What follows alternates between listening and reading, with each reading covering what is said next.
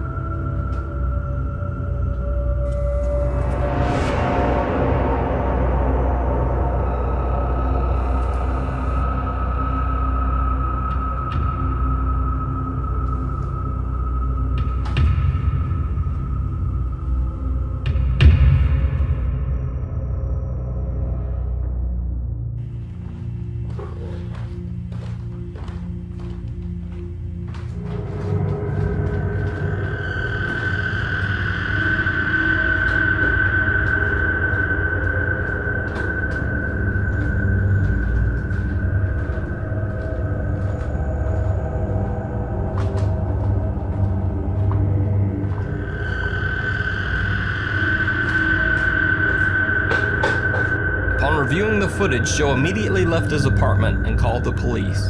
The cops showed up and arrested the woman. Turns out the woman had been living in a small hidden storage area in his apartment attic for weeks. She would come out when he was away or asleep to steal food and go to the toilet in his kitchen sink. Downstairs dungeon. YouTube user DMC7 moved into a one-bedroom studio apartment in England. The apartment building was built on what had once been the site of a 19th century monastery. When he moved in, he noticed that there was a strange hatch in the middle of the floor that his landlord had never told him about. At first, he just assumed that it was extra storage space. But when he finally opened the hatch and took a good look, he was shocked to discover an elaborate series of tunnels and rooms that led underneath the entire apartment building. There were also strange fixtures built into the concrete, some resembling ancient altars. Turns out, he basically had his own private entranceway into what could only be described as a 19th century dungeon. Creepiest of all, part of the floor had been cracked open and there was freshly removed dirt in its place, leading one to wonder if something had recently been buried there or dug up. Cellar dweller. Mark Hartman and his Ohio State College roommates moved into an old house just off campus. Soon they began to hear strange noises and bumps in the night. When they awoke in the morning, doors that had been closed would now be open. Things seemed to have been moved around the house, and cupboards and microwave doors were open. They simply laughed it off and joked to their friends that their new rental house was haunted. One night, after repeatedly hearing loud noises from below the house, the roommates decided to do an extensive search of the premises. 2 flights of stairs down, behind what they had thought was a storage cupboard, Mark found a locked door. When they reported it to the realtor who had rented them the house, he came over and unlocked the door. Inside, they found that someone had actually been living in the small basement room the whole time they had been there. Apparently, the mystery tenant was named Jeremy and is believed to also be a student at Ohio State University. The realtor and police posted a notice for Jeremy to leave, and he hasn't returned to the house since, leaving behind all of his belongings. It goes without saying that Mark and his roommates have changed all of the locks on the house. Jimmy's guest. Over the course of several nights, Davis Wallman would come home to find that several of the lights in his house had been turned on. Each night he would look around the house, but no one was there. Then one night he was awakened from his sleep by several loud noises. He got up to investigate and found that one of the upstairs doors was locked. When Davis tried to open it, he heard a strange woman's voice inside answer, "Jimmy? Jimmy, is that you?" He immediately called 911. But before police could arrive, the bizarre woman opened the door. Davis asked her, "What are you doing in my house?" The woman replied, "What do you mean? This is my house. I live here. I've been here for 3 days. Jimmy said I could live here." The woman then fled the house before police could arrive. Turns out the woman had been living in a hidden corner of Davis Wallman's attic for days, possibly weeks.